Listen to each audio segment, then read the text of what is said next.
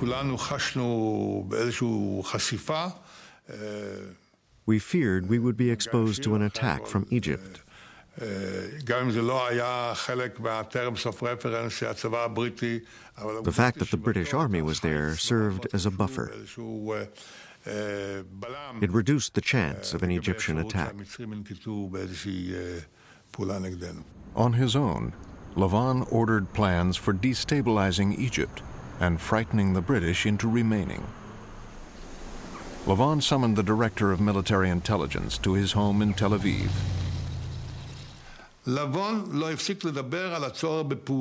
Lavon would not stop talking about the need for action. He suggested all sorts of schemes. We cooked up a plan to hit targets in Egypt. Lavon said, "Go ahead, activate the unit." In Egypt, Israeli military intelligence had recruited young Jews to act as saboteurs. I was ready to do anything to help Israel.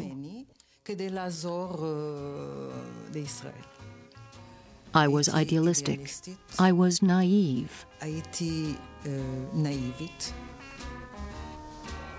A code word broadcast during Israeli radio's Housewife's Choice was the signal to act.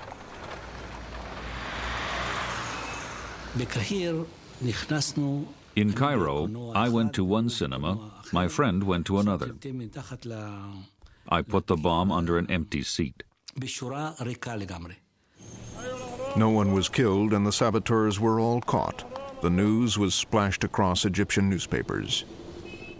So I went to Sharet and said, "Look, this is the communique from Cairo. What do you know about it?" He said, No. This is not authentic. It can't be, because how can such a thing happen? The Prime Minister, doesn't know about it. After he learned of Lavon's role, Sharet's first priority was to save the lives of the young Jews.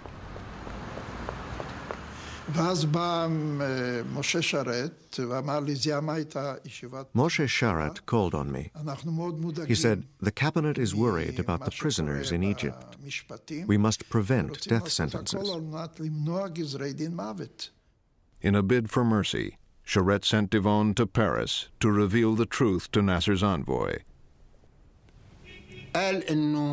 Devon told me the plot was hatched in the Ministry of Defense. Sharet had no idea about it. Nasser's response was not what Sharet had hoped for. In Cairo, 2 of the saboteurs were executed. The others went to prison, Marcel Nino and Robert Dassa, for 15 years. Sharet, in his office that night, confided to his diary that he was living through a nightmare. "If I do not remove Lavon, I am supporting something rotten that will destroy the Defense Ministry and Army Command. If I do act, it will destroy the party and cause a scandal. What should I do?" Lavon was dismissed from his post as Defense Minister. But the damage was done. Egypt also was playing with fire. In Gaza, it recruited and trained Palestinians for military action.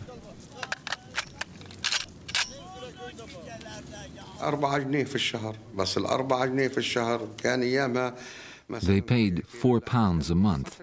In those days, it was a lot of money, so it was good. They were sent to Israel to gather intelligence and commit sabotage.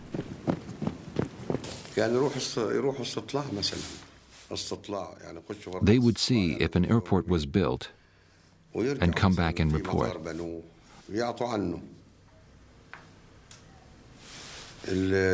Others went on military operations and carried out attacks.